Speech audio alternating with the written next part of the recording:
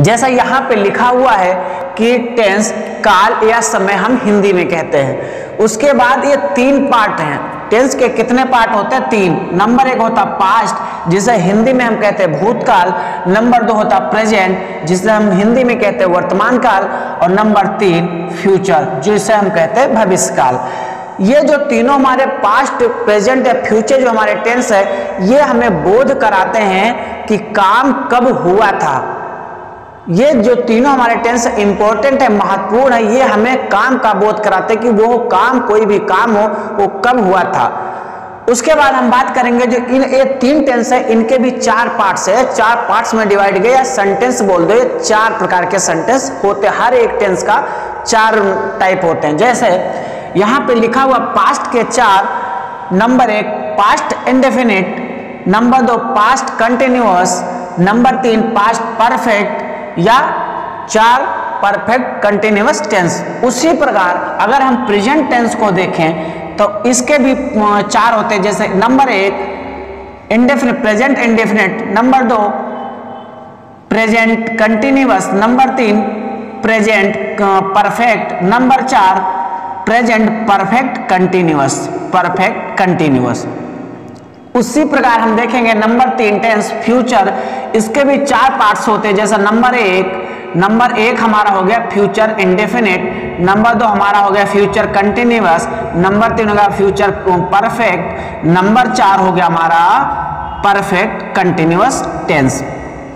अब हम बात करेंगे कि जो हमारे टेंस हैं, पास्ट या प्रेजेंट या फ्यूचर, ये हमें बोध कराते कि वह काम कब हुआ था। लेकिन जो हमारे सेंटेंसेस हैं, जो हमारे इनके हर एक टेंस का जो पार्ट्स हैं 4, ये हमें बोध कराते हैं, ज्ञात बताते हैं कि वह काम किस समय में हुआ। मतलब ये समय का बोध कराते हैं, वो कब, मतलब किस समय का बोध नहीं है तो दिन का, मतलब कब हुआ था, काम कब हुआ था, किस दिन हुआ था। लेकिन जो हमारे सेंटेंसेस हैं, ये हमें समय का बोध कराते हैं। इसके पहले हम सेंटेंस बनाने से पहले, हम जानने से पहले कि हम बात कर लें कि वर्ड्स कितनी प्रकार, वर्ड्स होते हैं 3 प्रकार की। जैसे यहाँ पे लिखी हुई है वर्ड्स की फॉर्म, तो वर्ब की फर्स्ट फॉर्म जो होती गो, और जो सेकेंड होती वेंट, या थर्ड गॉन। ये तीनों वर्ड्स पे हमारे सेंटेंस बनते या पूरी ग्रामर बनी हुई होती है।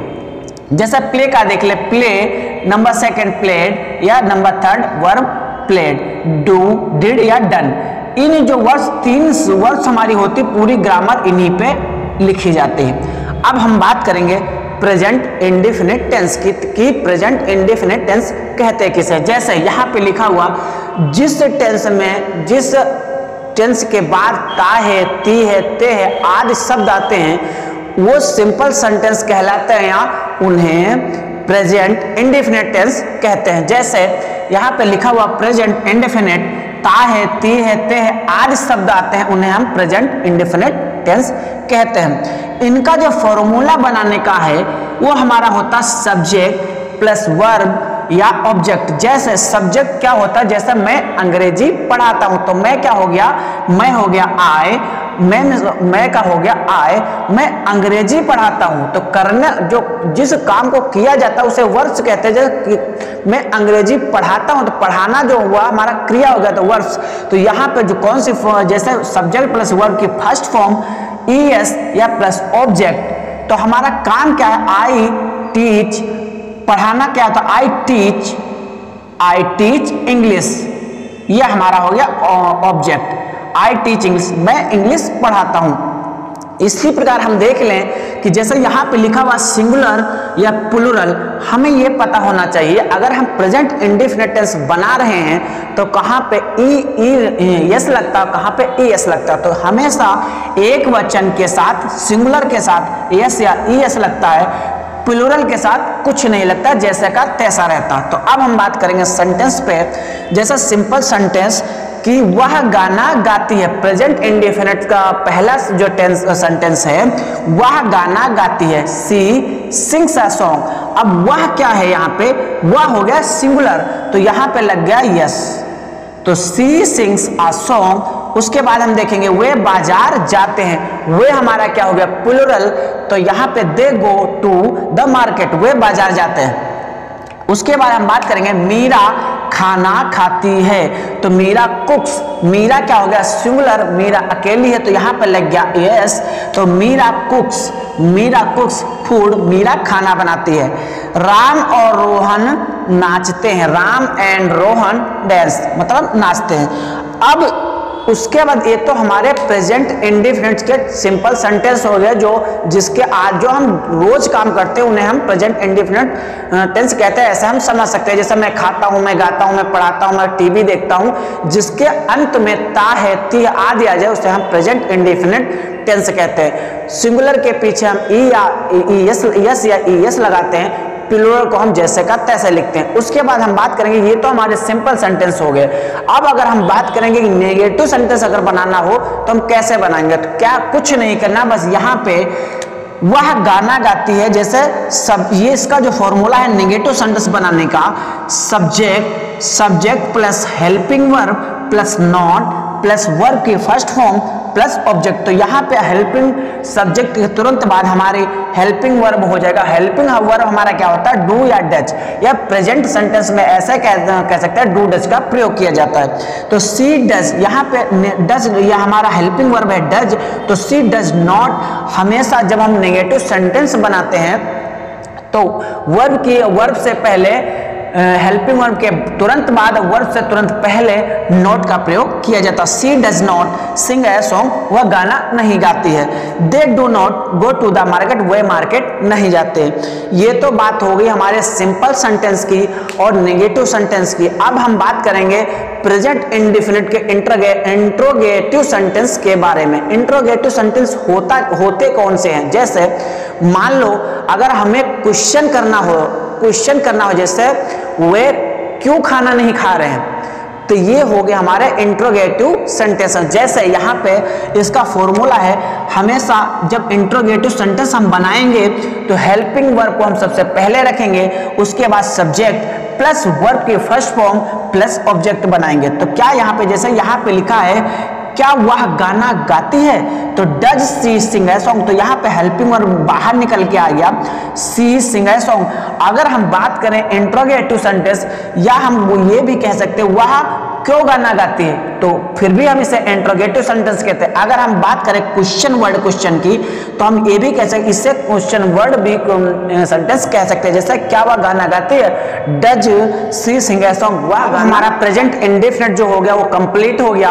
अब हम बात करेंगे पास्ट इंडेफिनिट टेंस के बारे में कि पास्ट इंडेफिनिट टेंस की पहचान क्या और इसे हम कैसे बनाते हैं। जैसे यहाँ पे लिखा हुआ है पास्ट इंडेफिनिट के जो लास्ट में हो, सेंटेंस के लास्ट में ता है, ती है, ते है, ता है आदि शब्द आदि अक्षर आए, या इसके अलावा आ या ई या ए का प्रोनाउंसिएशन हो, उस जगह हम पास्ट इंडेफिनिट का टेंस बनाते हैं। सब्जेक्ट प्लस वर्ब की सेकंड फॉर्म प्लस ऑब्जेक्ट। जो हमारा प्रेजेंट इंडेफिनिट सेंटेंस बनाने का जो फॉर्मूला है, सब्जेक्ट प्लस वर्ब की सेकंड फॉर्म प्लस ऑब्जेक्ट। हमेशा इस बात का ध्यान रखना, पास्ट इंडेफिनिट टेंस के अलावा कहीं पे भी वर्ब की सेकंड फॉर्म यूज नहीं की जाती। तो यहाँ पे जो हमारी सेकंड फॉर्म है वो हमारा पास्ट इंडेफिनिट टेंस में प्रयोग की जाती है। अब इसके हम सिंपल सेंटेंस बनाएंगे, जैसे मैंने खाना खाया, तो यहाँ पे क्या लिखा हुआ, इसके अलावा खाना खाया या का प्रोनाउंसिएशन हो रहा है, तो ये भी पास्ट इंडेफिनिट टेंस है। अगर यहाँ पे मैं खाना खाता था, था अभी आ जाता, फिर भी ये पास्ट इंडेफिनिट टेंस ही कहलाता। जैसे मैंने खाना खाया, तो मैंने क्या हो गया सब्जेक्ट, खाना खाया और खाने की क्रिया क्या होगी, मैंने खाना खाया, खाना का हो गया फूड, लेकिन जो क्रिया हमारी खाने की है तो वहां पे हमारा कह रहा है कि वर्ब की सेकंड फॉर्म लगाना, और ईट मीन्स होता खाना, और ईट की जो हमारी सेकंड फॉर्म होती ईट, एट और ईटेड, तो यहाँ पे क्या आएगा एट। तो ये हमारा बन गया मैंने खाना खाया, आई एट फूड, मैंने खाना खाया। अब दूसरा हम देखेंगे, आपने अंग्रेजी सीखी, आपने यू लर्न मीन्स होता सीखना, लेकिन यहाँ सेकंड फॉर्म आएगी लर्न, यू लर्न इंग्लिश, आपने इंग्लिश सीखी। उसके बाद हम बात करेंगे वे स्कूल गए, दे वेंट गो स्कूल, वेंट मीन्स होता है जाना, गो वेंट गॉन, ये हम गो की जो सेकंड फॉर्म होती है वेंट, तो they went go they went to school, वह स्कूल गए। मैं कहानी पढ़ाती थी, आई रीड, रीड की भी स्पेलिंग वही होती है READ, रीड मीन्स होता है पढ़ाना, और रेड जो रीड की सेकेंड फॉर्म होती है वो भी होती है, स्पेलिंग तो सेम होती है, जो प्रोनाउंसिएशन जो होती है वो होती है रेड। तो आई रेड स्टोरी, मैं कहानी पढ़ाती थी, मैंने कहानी पढ़ी भी, वही सेम टू सेम बनेगा आई रेड स्टोरी।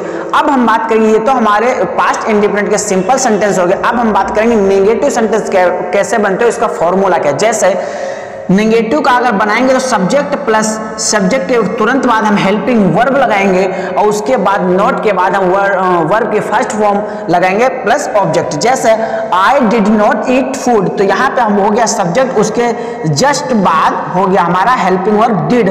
तो I did not eat food, मैंने खाना नहीं खाया। उसके बाद हम बात करें you did not learn English, मैंने इंग्लिश नहीं पढ़ी या नहीं सीखी। They did not go to school, वे स्कूल नहीं गए। ये हमारे सिंपल सेंटेंस हो गए, ये हमारे नेगेटिव सेंटेंस हो गए। अब हम बात करें इंट्रोगेटिव सेंटेंस। इंट्रोगेटिव सेंटेंस बनाते समय हमेशा इस बात का ध्यान रखना पड़ता कि सबसे पहले helping verb plus subject plus verb की फर्स्ट फॉर्म प्लस ऑब्जेक्ट। तो कैसे बनेगा, हमारा हेल्पिंग वर्ब जो हमारी डिड है, डिड आई ईट फूड, क्या मैंने खाना खाया, या ऐसे भी क्वेश्चन वर्ड सवाल हम कह सकते हैं, जैसे why did I teach English, why did I teach English, मैंने इंग्लिश क्यों पढ़ी। अब उसके बाद हम बात करेंगे पास्ट फ्यूचर इंडेफिनिट टेंस के बारे में, कि फ्यूचर इंडेफिनिट के जो सिंपल सेंटेंस होते हैं वो किस प्रयास से बनाए जाते हैं। जैसे कि यहाँ पे लिखा हुआ फ्यूचर इंडेफिनिट टेंस के लास्ट में जो सिंपल सेंटेंस जो होगा उसके लास्ट में हमेशा होगा गा, गी, गे आदि शब्द, अगर आदि अक्षर अगर आते हैं तो वहाँ पे फ्यूचर इंडेफिनिट के फॉर्मूले के तौर पे बनाया जाता है। इसका फॉर्मूला जो है बहुत ही सिंपल है, सब्जेक्ट प्लस विल या सेल प्लस वर्ब की फर्स्ट फॉर्म होगी और या प्लस ऑब्जेक्ट। हमेशा इस बात का ध्यान रखना, जितने हमारे तीनों टेंसेस हैं, चाहे वो पास्ट का इंडेफिनिट का हो, चाहे वो प्रेजेंट इंडेफिनिट का हो, चाहे वो फ्यूचर इंडेफिनिट का, हमेशा हर फॉर्मूले में पास्ट इंडेफिनिट को छोड़ के वर्ब की फर्स्ट फॉर्म लगाई है। इस बात को हमेशा अपने ध्यान में रखना। जैसे अब हम सेंटेंस को लेंगे कि हमारा सेल कहाँ पे प्रयोग होता है और विल कहाँ पे। नॉर्मली अगर आज के टाइम पे देखा जाए तो हमेशा हर जगह विल का प्रयोग होता है, लेकिन अगर ग्रामर के तौर पे देखें तो आई और वी के साथ हमेशा सेल लगाया जाता है और अदर्स के साथ विल का प्रयोग किया जाता है। अब हम सेंटेंस देखेंगे जहां मैं अंग्रेजी पढ़ाऊंगी, मैं का मतलब सब्जेक्ट हो गया तो आई, और आई के बाद हमेशा आई वी के साथ हमेशा सेल लगता है, तो आई सेल पढ़ाना होता, टीच सब्जेक्ट कौन सी पढ़ा रहे, English, I shall teach English, मैं इंग्लिश पढ़ाऊंगी। उसके बाद हम बात करेंगे वह गाना गाएगी, she will sing a song, she will sing a song, वह गाना गाएगी। अब इसका अगर हम नेगेटिव देखें, नेगेटिव का क्या मतलब कि हेल्पिंग वर्ब पहले आ जाएगी, वर्ब के पहले हेल्पिंग वर्ब आएगी, तो क्या हो जाएगा, I shall not teach a English, मैं इंग्लिश नहीं पढ़ाऊंगी। She will not sing a song, मैं गाना नहीं गाऊंगी। अगर इसी का इंट्रोगेटिव सेंटेंस अगर बनाया जाए तो हमेशा रहेगा will I teach English, will. जैसे अगर इंट्रोगेटिव देखें, इंट्रोगेटिव तो हमेशा बनेगा विल, हमेशा हेल्पिंग वर्ब सामने सबसे पहले आ जाएगा, उसके बाद हमारा हो जाएगा सब्जेक्ट, फिर हमारे हो जाएगा टीच मतलब क्या पढ़ाना, क्रिया हो जाएगी तो हमारा हो गया टीच इंग्लिश, ये हमारा हो गया इंट्रोगेटिव। तो विल आई टीच इंग्लिश। अगर इसी प्रकार इसको अगर हम क्वेश्चन वर्ड बनाए, क्वेश्चन वर्ड क्या मैं इंग्लिश पढ़ाता हूं, तो क्या क्या मतलब हो जाएगा, what will I teach English, क्या मैं इंग्लिश पढ़ाऊंगी, ये हमारे हो गया क्वेश्चन वर्ड। अब ये हमारा जो हमारा फ्यूचर इंडेफिनिट, तीनों जो हमारे चाहे प्रेजेंट इंडेफिनिट या पास्ट इंडेफिनिट या फ्यूचर इंडेफिनिट जो टेंस थे वो हमने बहुत ही अच्छे तरीके से समझ में आ गया। अगर आपको पसंद आए हो ये वीडियो तो प्लीज लाइक एंड सब्सक्राइब जरूर कीजिए। अब हम बात करेंगे ये हमारे हर टेंस के जो हमारे 4 पार्ट है, एक एक पार्ट कंप्लीट हो गया। जो हमारा प्रेजेंट इंडेफिनिट टेंस है वो कंप्लीट। अब हम बात करेंगे कंटिन्यूअस। अब हम पहले ये समझेंगे कि कंटिन्यूअस कहते किसे। कंटिन्यूअस अगर आप बोलो ना तो उसमें एक राज छिपा है। कंटिन्यू मतलब किसी काम को करते रहना, मतलब हमारा काम चल रहा। तो अगर सिंपल सी बात है, प्रेजेंट कंटिन्यू, प्रेजेंट का मतलब वर्तमान अभी के समय में, और कंटिन्यूअस अभी के समय में चल रहा हो। तो जिस सिंपल सेंटेंस हम बनाएंगे तो उसके लास्ट में रहा है, रही है, रहे हैं, रहे आदि शब्द अगर आते तो वहां प्रेजेंट कंटिन्यूअस के फॉर्मूले के तौर पे सेंटेंस बनाए जाएंगे। जैसे इसका फॉर्मूला है subject plus is am are plus verb की फर्स्ट फॉर्म, और यहाँ पे एक तरीका बदल गया। वहां पे अगर हमारा इंडेफिनिट के जो सेंटेंस थे वहां पे वर्ब के जस्ट बाद ऑब्जेक्ट लिखा जाता था, लेकिन यहाँ पे बिल्कुल ऐसा नहीं होगा। जैसे सब्जेक्ट के बाद जब हम हेल्पिंग वर्ब लगाएंगे उसके बाद तुरंत वर्ब की फर्स्ट फॉर्म में आईएनजी को ऐड कर देंगे, उसके बाद हम ऑब्जेक्ट का प्रयोग करेंगे। जैसे आप अंग्रेजी सीख रहे हैं, आप अंग्रेजी सीख रहे हैं तो यू के साथ हमेशा आर आएगा। हमने बताया था कि आई के साथ हमेशा एम आता है, बाकी यू आर, आई एम। तो आप अंग्रेजी सीख रहे हैं, यू आर लर्निंग इंग्लिश। अब यहाँ लर्न करना हो गया सीखना, और वर्ब की फर्स्ट फॉर्म हमारी लर्न हो गया, और उसके साथ आईएनजी जब हमने ऐड कर दिया तो बन गया हमारा लर्निंग। तो यू आर लर्निंग इंग्लिश। दूसरा देखेंगे, Meera is going to the market. Meera is मतलब मीरा इज एम आर, तो मीरा हमेशा प्लुरल है, सिंगुलर है तो इज आएगा। Meera is going to the market, Meera बाजार जा रही है। अगर इसका हम बात करेंगे नेगेटिव सेंटेंस का तो हमेशा इसका बनेगा you are not learning English, तुम इंग्लिश नहीं पढ़ रहे हो, या आई एम नॉट टीचिंग, मैं नहीं पढ़ रहा हूं। अगर इंट्रोगेटिव देखेंगे तो इंट्रोगेटिव का सबसे सिंपल यही होता है कि हेल्पिंग वर्ब जो हमारी होती वो बाहर निकल के सबसे पहले आ जाते हैं। इंट्रोगेटिव उसे कहते हैं जिस सेंटेंस में हेल्पिंग वर्ब सबसे पहले हो वो हमारे इंट्रोगेटिव सेंटेंस कहलाते हैं। तो एम आई टीचिंग, मैं पढ़ता हूं, या क्या मैं पढ़ रहा हूं, आईएनजी क्या मैं पढ़ रहा हूं। अगर क्वेश्चन मार्क देखें, क्वेश्चन वर्ड वाले सेंटेंस देखें तो व्हाट एम आई टीचिंग, क्या मैं पढ़ रहा हूं। अब हम बात करेंगे पास्ट। अब हमारा ये हो गया प्रेजेंट कंटिन्यूअस। अब हम बात करेंगे पास्ट कंटिन्यूअस। और पास्ट कंटिन्यूअस का जो हमारा फॉर्मूला है, जो हमारा समझने का जो हमारा फॉर्मूला है, जो पास्ट कंटिन्यूअस सेंटेंस होंगे उसके लास्ट में रहा, थी, रहे थे, या मतलब कहने का भूतकाल में वो काम चल रहा था या हो रहा था, या वो जा रहे थे, वो गा रहे थे आदि शब्द आते हैं, वहां पे पास्ट कंटिन्यूअस टेंस कहलाता है। जैसे subject plus was verb plus verb की first form plus ING plus object. तो यहाँ वाज वर्ब किसके साथ आएगा, तो सिंगुलर के हमेशा एक वचन के साथ वाज आएगा, और प्लूरल के साथ बहुवचन के साथ वर आएगा। जैसे मैं दुकान जा रहा था, तो मैं यहाँ पे हो गया सिंगुलर, तो आई वॉज टू स्टॉप, मैं दुकान जा रहा था। वह खाना खा रही थी, सी वॉज ईटिंग फूड, वह खाना खा रही थी। वे टीवी देख रहे थे, दे वर वॉचिंग टीवी, वे टीवी देख रहे थे। ये हमारा हो गया प्लूरल। अगर इसका हम नेगेटिव सेंटेंस बनाए तो हो जाएगा हमारा I was not going to the shop, मैं दुकान नहीं जा रहा। She was not eating food, they were not, वो टीवी नहीं देख रहे थे। अगर इसका हम इंट्रोगेटिव सेंटेंस बनाएं, अगर हम इसका इंट्रोगेटिव बनाएं तो वाज हमारा जो हेल्पिंग वर्ब वो हमारी पहले आ जाएगी। Was I going to shop, क्या was I going to the shop. अगर दूसरा देखें वाज सी ईटिंग फूड, क्या वो खाना खा रही थी, ईटिंग फूड।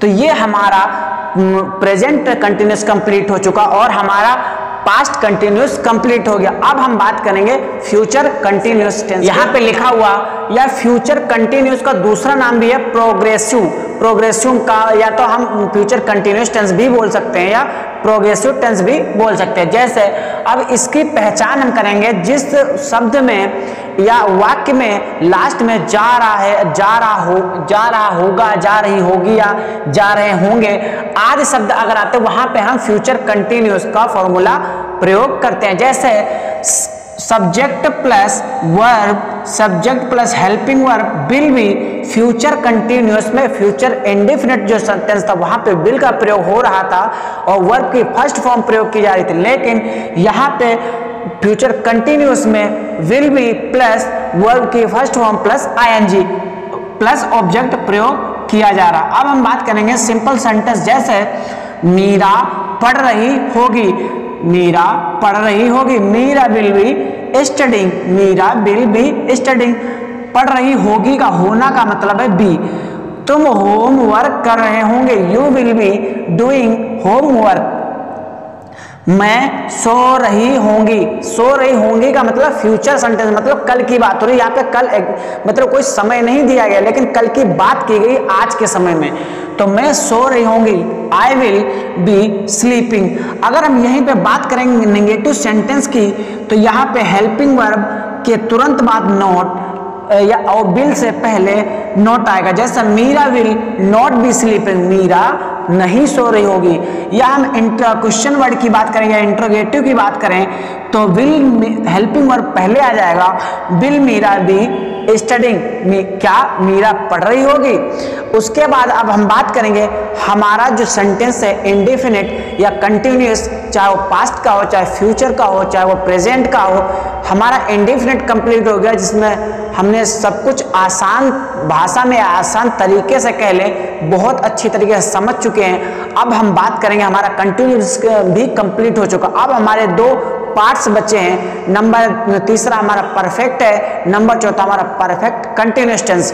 अब हम बात करेंगे प्रेजेंट परफेक्ट की बात, मतलब परफेक्ट से पता चल रहा हो कि कोई भी काम हो परफेक्ट बोलते हैं कि ये काम डन हो चुका है। यार कहने का मतलब ऐसा कोई काम जो अभी भी खत्म हुआ हो, मतलब कंप्लीट हो चुका हो, वहां पे हम प्रेजेंट परफेक्ट, अगर वर्तमान काल में काम हुआ तो प्रेजेंट परफेक्ट बोलेंगे, अगर भूतकाल में अगर काम पूरा हुआ है तो उसे हम पास्ट परफेक्ट बोलेंगे, अगर भविष्य में होगा तो उसे हम फ्यूचर परफेक्ट टेंस बोलेंगे।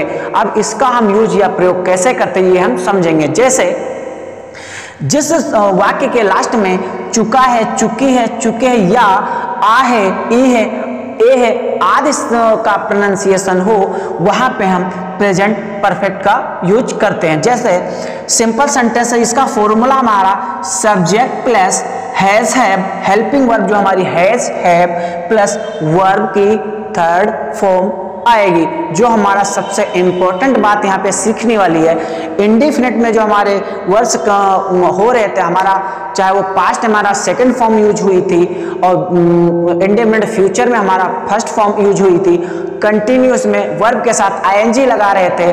अब यहाँ पे हमारा जो हेल्पिंग वर्ब के बाद आएगी वो हमारी आएगी वर्ब की थर्ड फॉर्म। अब हमें थर्ड फॉर्म कैसे पता होना चाहिए, अगर किसी मतलब वर्ड्स की हमें थर्ड फॉर्म नहीं पता है तो वहाँ पे हम ईडी लगा के थर्ड फॉर्म मान लेते हैं। सबसे आसान तरीका, अगर किसी भी वर्ड्स की आपको थर्ड फॉर्म नहीं पता है तो उसके लास्ट में ईडी लगा के आप बना सकते हैं, इसको कोई आप गलत नहीं मानेगा। जैसे यहाँ पे हैज, अब हमें पता होना चाहिए कि सिंगुलर में हैव लगता है या प्लूरल में लगता है या कहाँ पे हैज है हम प्रयोग करेंगे। जैसे सिंगुलर के साथ हमेशा हैज का प्रयोग होगा।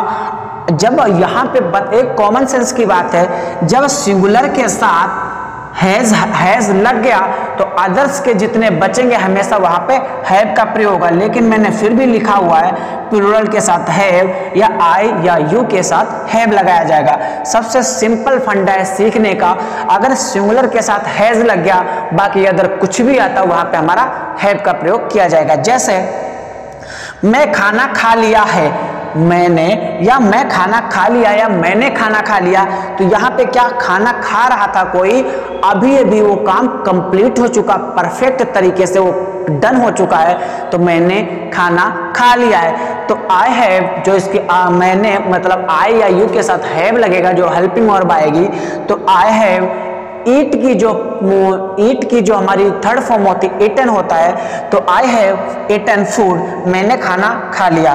तुम पढ़ चुकी हो मतलब अभी भी पढ़ना बंद हो चुका, मतलब कंप्लीट हो चुका है, तो यू हैव स्टडीड, जैसे यहाँ पे ईडी का प्रयोग हमने कर लिया है स्टडीड, और यही होती third form you have studied, तुम पढ़ चुकी हो। वे आ चुके हैं, दे हैव अराइव्ड, वो आ चुके हैं, दे हैव अराइव्ड।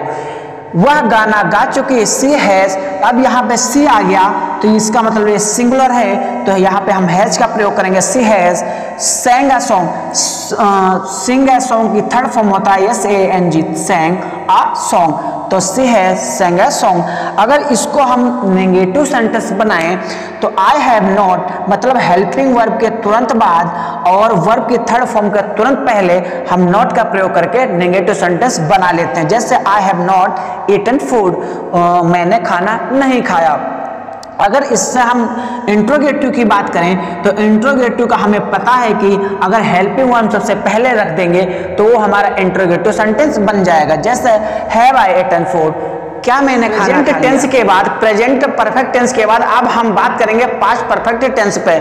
इसकी पहचान जो होती, पास्ट परफेक्ट टेंस की जो पहचान होती है वो सेंटेंस के लास्ट में चुका थी, चुके थे या आ था, ई थी आदि शब्द आए या आदि वर्ड आए तो उससे हमें पता चल जाता है कि ये पास्ट परफेक्ट टेंस का वाक्य है, सेंटेंस है। तो इसका जो फॉर्मूला है subject plus head plus verb की थर्ड फॉर्म। अभी तक हमने जो पढ़ा है पास्ट, चाहे वो इंडेफिनिट का हो तो उसमें हमारा था सेकंड फॉर्म थी, डिड प्रयोग हो रहा था, वर्ड की तो वर्ब की सेकंड फॉर्म यूज हो रही थी। उसके बाद अगर हम बात करें पास्ट कंटिन्यूअस की तो उसमें हमारा वाज वर्ब यूज हो रहा था, was verb plus ING.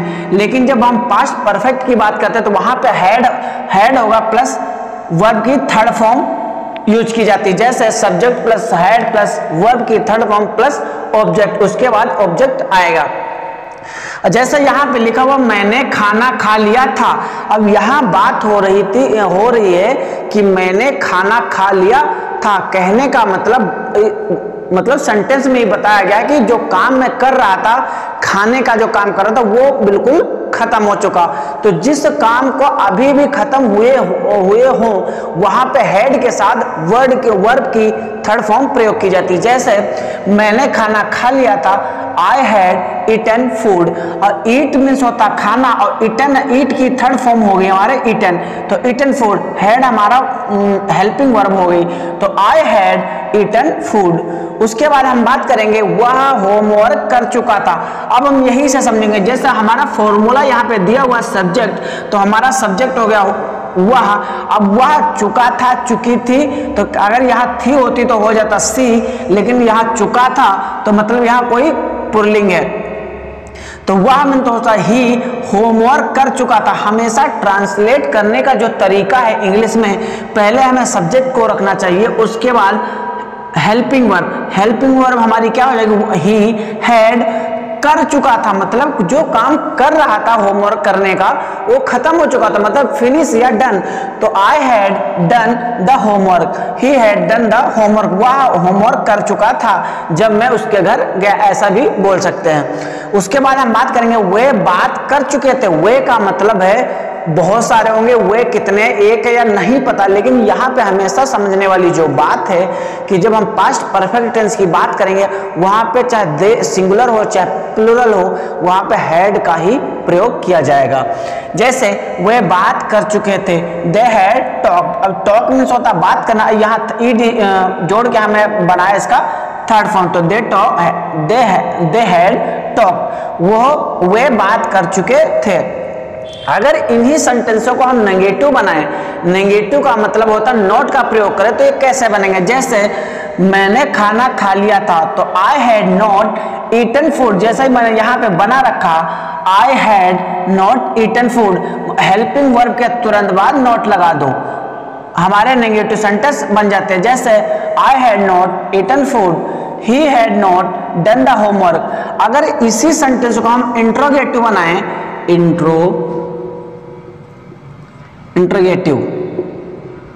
Interrogative बनाएं तो इंट्रोगेटिव की पहचान होती है कि जो भी हमारी हेल्पिंग वर्ब होती वो सबसे पहले आ जाती है। जैसे यहाँ पे हमारे हेल्पिंग हैड आए ईटन फूड, क्या मैंने खाना खाया, क्या मैंने, यहाँ पे क्वेश्चन कर रहा है। तो इंट्रोगेटिव की पहचान ही यही होती है कि हेल्पिंग वर्ब जो होती है वो सबसे पहले लगाई जाती है। अब हम बात करेंगे हमारा प्रेजेंट जो हमारा परफेक्ट वो हमारा कंप्लीट हो गया। अब हम बात करेंगे फ्यूचर परफेक्ट के टेंस के बारे में। जैसे अगर फ्यूचर परफेक्ट के टेंस की पहचान चुकी होगी, चुके होंगे, चुका होगा आदि शब्द आते तो वहां पे हमें पता चलता है कि ये फ्यूचर परफेक्ट टेंस की पहचान की जाती है। जैसे फ्यूचर का मतलब होता है भविष्य, परफेक्ट का काम होता मतलब भविष्य में काम हो चुका है, हो चुका होगा। तो इसका जो फॉर्मूला है सब्जेक्ट प्लस विल या शैल प्लस हैव प्लस वर्ब की थर्ड फॉर्म प्लस ऑब्जेक्ट। जैसे वह टीवी देख चुकी होगी, वह मीन्स मतलब होगी, होगी मतलब कोई लड़की है तो वह का आएगा सी, तो सी हो गया। उसके बाद हमारी आएगी हेल्पिंग वर्ब विल या सेल, तो हमेशा आई वी के साथ सेल आता है, उस अदर के साथ हमारा विल आता है। तो सी विल हैव मतलब प्लस हैव अदर वर्ब या main verb. She will have watched TV, वह टीवी देख चुकी होगी, भविष्य काल की बात हो रही। उसके बाद हम देखेंगे मैं सो चुकी होंगी, I shall have slept. Sleep means होता है सोना, स्लीप, और स्लीप की जो सेकंड व थर्ड फॉर्म होती है वह स्लेप्ट होती है, स्लेप्ट, स्लेप्ट। तो आई शैल हैव स्लेप्ट। वे क्रिकेट खेल चुके होंगे, वे क्रिकेट खेल चुके होंगे, they will have play the cricket. अगर इसका हम नेगेटिव सेंटेंस बनाएं तो सी विल नॉट, हमेशा हेल्पिंग वर्ब के बाद तुरंत नॉट लगाया जाता है। जैसे she will not have watch TV. अगर इसी सेंटेंस का हम इंट्रोगेटिव लें या क्वेश्चन वर्ड लें तो क्वेश्चन वर्ड क्या हो जाएगा, इंट्रोगेटिव हमारा हो जाएगा interrogative. Will see have not watch TV मतलब यहाँ पे हेल्पिंग वर्ब सबसे पहले लगा दी गई।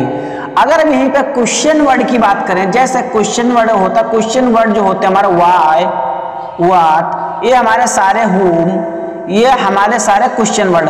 तो यहाँ पे अगर why will see have not watch TV, उसने क्यों नहीं देखी टीवी, मतलब हम क्वेश्चन वर्ड से। अब हम बात करेंगे प्रेजेंट परफेक्ट कंटिन्यूस की बात, कि प्रेजेंट परफेक्ट कंटिन्यूस की पहचान क्या होती है। जैसे रहा है, रही है, रहे आदि शब्द आए वाक्य के लास्ट में, लेकिन समय के साथ, मतलब प्रेजेंट का मतलब वर्तमान का जो काम हो रहा हो परफेक्ट कंटिन्यू मतलब परफेक्ट हो रहा हो, मतलब समय के साथ चल रहा हो। जैसे सब्जेक्ट प्लस हैज या हैव प्लस हैव बीन, अभी तक बीन का प्रयोग नहीं हो रहा था, लेकिन जो प्रेजेंट परफेक्ट कंटिन्यूअस में है वहां पे बीन का प्रयोग होगा हेल्पिंग वर्ब के तुरंत बाद और वर्ब की फर्स्ट फॉर्म के तुरंत पहले। जैसे subject plus has have plus been plus verb की first form plus ING plus object plus since या फॉर प्लस टाइम। अब ये सिंस और फॉर प्लस टाइम क्या है, ये होता है पॉइंट इन टाइम। जैसे मैं आपको पिछले 1 घंटे से पढ़ा रहा हूं, तो पिछले 1 घंटे का मतलब ये हो जाता कि पिछला 1 घंटा कौन सा, ये किसी को नहीं पता पिछला 1 घंटा कब से पढ़ा। लेकिन अगर पिछले 1 घंटे से पढ़ा रहा हूं तो सेंटेंस के में हमेशा फॉर का प्रयोग किया जाता है, मतलब ड्यूरेशन के लिए फॉर का प्रयोग होगा। अगर हम कह दें कि पिछले 9 बजे से या पिछले 5 बजे से मैं आपकी क्लास ले रहा हूं या पढ़ा रहा हूं, तो वहां पे हमेशा सिंस का प्रयोग होगा। जैसे पॉइंट इन टाइम मतलब पॉइंट किया हो कि इस समय से, वहां पे सिंस का प्रयोग होगा।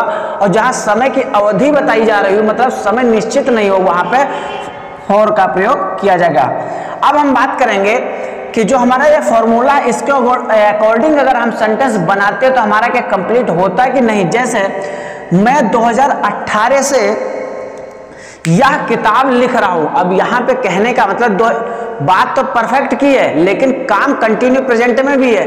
मैं 2018 से यह किताब लिख रहा हूं, तो हमेशा ट्रांसलेट बनाते समय हमेशा सबसे पहले सब्जेक्ट पकड़ो, फिर उसके बाद उस सबसे जो मेन है वर्ब्स, क्योंकि सब्जेक्ट के बाद हमेशा वर्ब ही आएगी। जैसे मैं 2018 से यह किताब लिख रहा हूं, तो आई हैव या सी मतलब सिंगुलर के साथ हैज आएगा, अदर के साथ हैव आएगा। तो मैं 2018 से यह किताब लिख रहा हूं। आई हैव बीन वेट करना मतलब इंतजार करना कि प्लस आईएनजी, तो वेटिंग दिस बुक सिंस 2018 मतलब I have been waiting this book since 2018, मैं 2018 से यह किताब लिख रहा हूं। नेक्स्ट देखेंगे, वह 2 घंटे से इंतजार कर रही है। अब वह 2 घंटे से इंतजार तो कर रही है, लेकिन कौन से वो 2 घंटे जब से वो इंतजार कर रही है, मतलब यहाँ पे बिल्कुल राइट टाइम नहीं बताया गया, तो यहाँ पे हमारा क्या होगा, फॉर का प्रयोग होगा। जैसे she has been waiting for 2 hours, she has been waiting for 2 hours मतलब वह पिछले 2 घंटे से इंतजार कर रही है, वह 2 घंटे से इंतजार कर रही है। उसके बाद हम देखेंगे, अगर इन्हीं सेंटेंसेस को अगर हम नेगेटिव बनाना चाहें तो मतलब नॉट का प्रयोग हेल्पिंग वर्ब से पहले होगा या सब्जेक्ट के बाद होगा। कैसे होगा ये हम जान लेते हैं। जैसे सी हैज नॉट, तो हमेशा हेल्पिंग वर्ब के बाद हमेशा नॉट का प्रयोग होगा, लेकिन बीन से पहले। जैसे यहाँ पे हैव बीन दिया हुआ, तो हैव बीन के बीच में हमेशा नॉट का प्रयोग करना चाहिए। जैसे she has not been waiting for 2 hours, वह 2 घंटे से नहीं इंतजार कर रही है।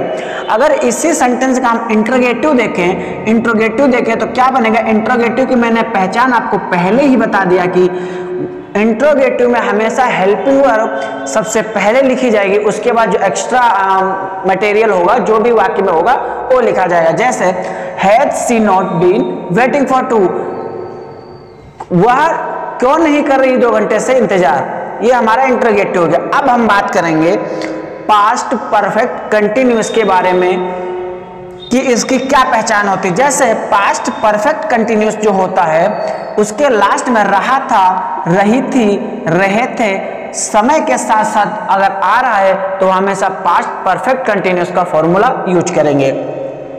इसका फॉर्मूला क्या है। जैसे सब्जेक्ट प्लस हेड, हम सबसे पहले आपको ये एक बात और बता दें, हमने पास्ट इंडेफिनिट जो बनाया था वहां पे वर्ब की जो सेकंड फॉर्म यूज हो रही थी, जो हम डिड लगा रहे थे।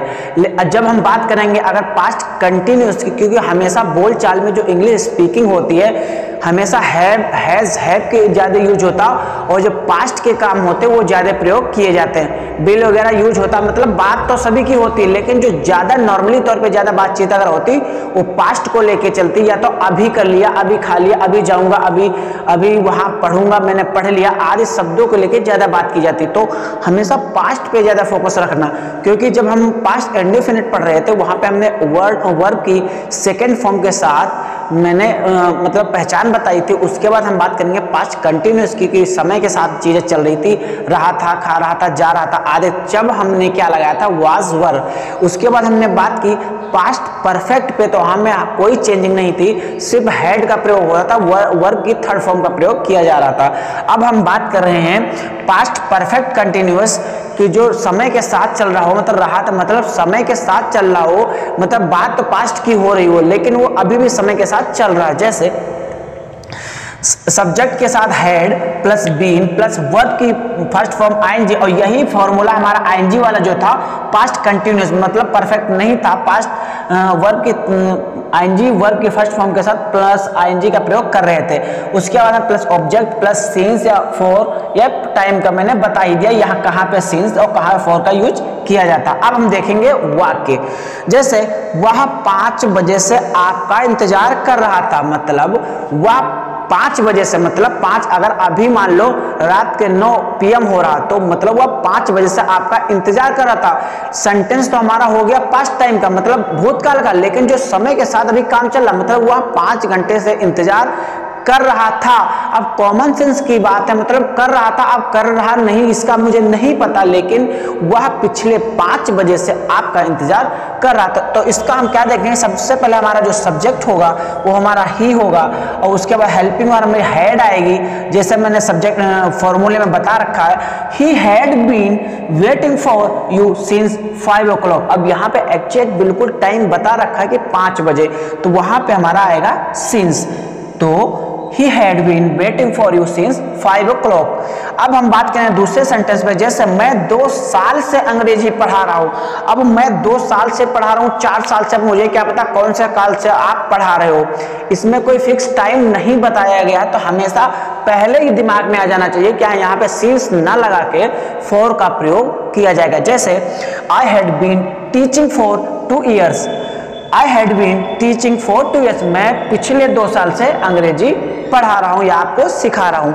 अगर इसी का हम नेगेटिव सेंटेंस या इंटरोगेटिव सेंटेंस बनाए तो हम कैसे बनाते हैं। जैसे नेगेटिव की तो हमें पहचान होती है, हेल्पिंग वर्ब के तुरंत बाद नॉट का प्रयोग होता, और जो इंटरोगेटिव हम सेंटेंसेस बनाते हैं वहां पे हेल्पिंग वर्ब सबसे पहले लिखी जाती है। जैसे he had not, helping verb के बाद तुरंत नॉट लगा रखा, not been waiting for you since 5 o'clock, वह 5 बजे से इंतजार नहीं कर रहा था। Had he been waiting for you since वह 5 बजे से इंतजार क्यों नहीं कर रहा था।